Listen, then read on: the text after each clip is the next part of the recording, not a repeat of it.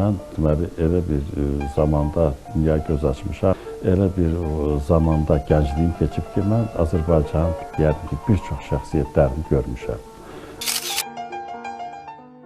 Və o şəxsiyyətlərdən də deyərdim ki, biri mənə doğrudan çox yaxın, belə ürəyimə yaxın olan bir insandır, yəni ki, sənətlə vurulduğum bir insan Vaqif Mustafazadə. Yadımdadır, elə 60-cı illərin təxminən sonlarında belə bir verilişlər vardı televizorda, yəni ki, hərdən çıxıb çalırdı. Ondan əvvəl, məsələn, vaxtı ikən bilirəm ki, Estrada Simfonik Estrada Orkestrində o vaxtı deməli, pianoçki kimi çalışırdı, edirdi. Amma mənim deyərəm ki, gənc olduğum məsələn vaxtlarda mənim yadıma gəlir ki, 68, 69, yəni ki, 70-ci illərdir. Mən Asaf Zeynallarla musiqi məktəbinə daxil olmuşdum və mən deməli bir yaxın qonşum vardı. Bir küçədə yaşayırdıq Cavan Zeynallı ilə. Süaciyə küçəsi deyirdilər. Deməli, tez-tez ya mən gedirdim Cavangilə, ya Cavan bizə gəlirdi. Yəni, hər deyərdim ki, gündən 2 dəfə zəyləşirdik, görüşürdük, söhbət edirdik, musiqi haqqında danışırdıq. O vaxtı caz, rock musiqisi ilə maraqlanırdım mən. Və bir günlər belə oldu ki, Cavan Zeynalının atası rəhmətə getdi və həmin o yas mərasimində çox adamlar gəlmişdilər, musiqiçilər və onların içində biri də Vaqif Mustafazadə idi. Belə oldu ki, mənim vaxtımda mənim yanında yer boşdu, Vaqif gəldi, oturdu yanında. Və yavaş-yavaş başladıq söhbətə. Heç bilmədim nə qədər, 1-2 saatdan çox oturduq orada söhbət. Yəni ki, düzdür, hüzur yeridir, amma hüzur yerində cəmaat söhbət eləməyə gəldi adətən. Və deməli, gəldi, oturduq, yəni ki, Vaqiflə orada tanışlığım da başlandı və çox məni maraqlandıran sualları, məsələn, ondan soruşurdu. Bizim o vaxtki dövrümüzdə, deyərdim ki, Amerikanın Səsi radyo stansiyası vardı. Onlar çox konsertlər verirdilər, deməli, gecələr. Və hər dəfə biz, deməli, Cavanla bir-birimizə zəng verirdik, filan, əsasən Coltrane verəcək də, çalacaq filan şey və yaxud mən nə bilim, Dizzy Gillespie çalacaq filan şey və yaxud Oscar Peterson olacaq, nə olacaq, filan konsertdə, filan kompozisiyan, gör, mən yaza bilmirəm, sən yaza bilirsən, magnitofona yoxsayan, bu cürə ilə. Yazırdıq yerində, öyrənirdik, edirdik bir şeyləri hamısını. Və bu şeylərdən Vaqifdən soruşurdu. Mən açıq üzüm, Cavanla özümüzü bir balaca belə znatok kimi tanıyırdıq arada. Yəni, götü başımız çıxır, güya bilirik çox şey. Düz Cavanla mən çox bilirdim bu sahədə. Amma mən Vaqiflə danışanda, məsələn, gördüm ki, Cavan da bir şey deyir, mənə oxşayır, yəni ki, çox şey bilmir.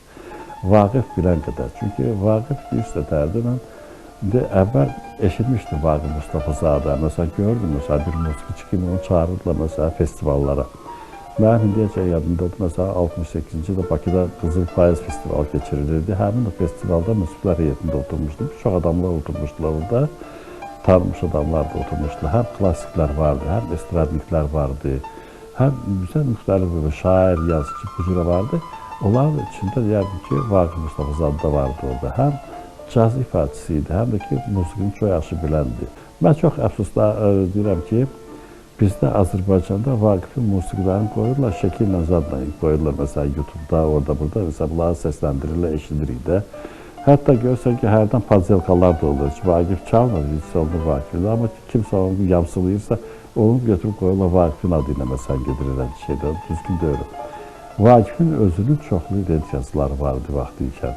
Həm Leyli, həm Sevir vokal kvartetləri ilə vardı. Özünün həm triyona, öz dəstəsi ilə sonra onun instrumental dəstəsi də vardı. O vaxt Arqanol Uzadla, yəni belə bir dəstə vardı, onda çalırdılar. Bu çəkilişləri mən görmüşəm televiziyada, 70-ci illərdə dəfələrlə görmüşəm mən bunu. Bunların hamısını mənə gəlir ki, sahmana salıb yerləşdirmək lazımdır. YouTube-da çox adam görsün. Çünki Vaqif haqqında düzdür, çox danışırlar. Amma ki, danışmaqdan çox onu görmək lazımdır. Gözəl cazmındır. Həm ənənəvi cazı yaxşı bilirdi Vaqif. Yəni ki, Amerika cazını, yəni ki, bu şeylər. Həm də onun Azərbaycana verdiyi əsas töhfə nə idi? Bizim Azərbaycan musiqilərini, həm xalq musiqilərimizi, həm də ki, bəstəkar musiqilərini gözəl işləmələr edirdi bunları. Buyurun, bax, sözlər var, bütün efirlər, radiosu, televiziyası, hara istəyirsiniz, baxın.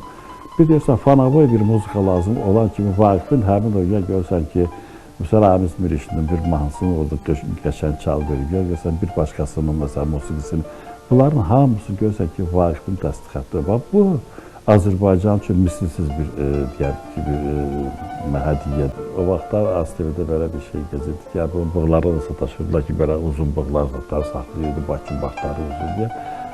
Üstüçüdür. Belə baxanda indi görürük çox adamları, biri belə uzun saqqal saxlayır, biri nazik bir şey saxlayır. Hər bir cürə də bir dəbdir də. Vaqifə yaraşırdı bu cürə, yəni ki, o özünün imicini, yəni məhz bu cürə görürdü öz imicini. Və belə, buna sataşırdılar, edirdilər. Baxmalar bu şeylərə çox fikir vermirdi. Kim mesela ona bir söz atırdı, mesela onun cavabını o saat qaytardı. Amma ki, çox mədəni adamıdır. Həmişə çalışırdı ki, mesela heç kimi xətrinə deyməsin. Mesela mən ondan çox kiçik yaşda. Mesela dəfələrlə bir şey yadıma gəldi, bir daha şey dedi, mesela çatmadı mənə. 3 dəfə soruşdum onu, 3 dəfə mənə cavab verdi. Yəni ki, mənə demədi ki, dedim də sənədə əl çəkdi. Yəni belə bir söhbət, yəni özünü belə aparmadı. Yəni hər adamın nəsib olur. İnsan nə qədər, yəni sənətkar kimi böyük olur, o qədər sadə olur. Vaqif də məhz eləmişdir.